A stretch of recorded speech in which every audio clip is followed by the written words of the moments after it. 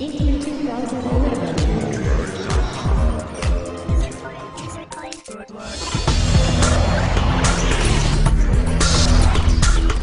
Warfare 3 picks up at the end of Modern Warfare 2, where Russia has invaded the east coast of the United States, as you remember, has wiped out Washington, D.C., and the U.S. is really scrambling to drive them out. So Soap and Captain Price, two characters that you've known and loved from Modern 2, reappear with a new band of heroes in the Special Ops Force Delta in the United States, as well as Special Ops globally, as this becomes a global allied conflict against the Russians. So you'll play with the SAS, with GIGN, and with Special Operations Forces around the world. The battles begin in the harbor of New York City as we push Russia out, and it becomes really a fully global experience. So you have battles in Paris, in Berlin, in London, in Africa, in Prague, across the world. As you know, Modern 2 was a phenomenal game, and we're building on the shoulders of greatness there. So we've been able to add technology and innovation to the engine and really push the hardware as far as it can go. We're excited about that, and I think this year, more than ever, we're really taking advantage of everything it has to offer. We're talking about multiplayer later this year, so I can't give you any specifics now, except hopefully you're going to get a chance to see the Elite presentation and the integration there. There's a lot of really great stuff going on.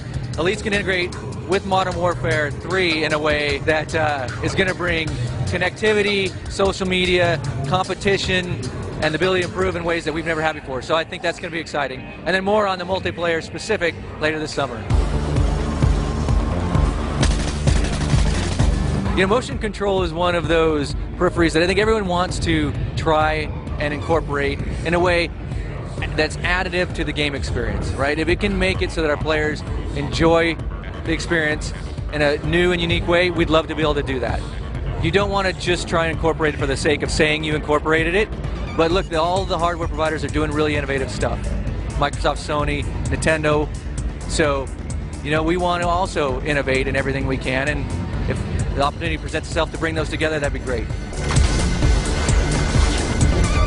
We're always pushing ways off the player something new. So you're going to have new weapons, new epic urban warfare on scales you've never seen in Call of Duty before.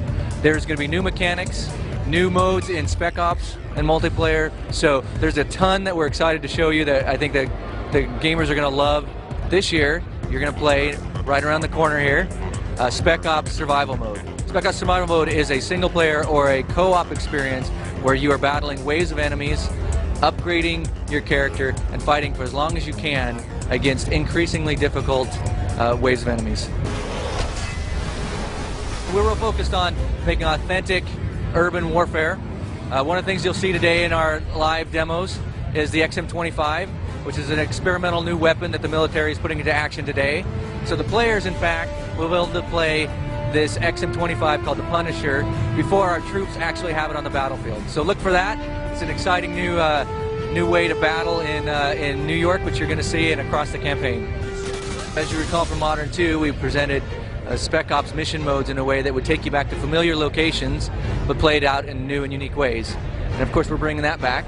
It's a common misconception that Modern 3 is a trilogy. Modern 3 is the continuation of the story from Modern 2. And it's exciting. We're bringing back all the heroes you know, and we're taking them on new adventures around the world. However, we're not calling it a trilogy.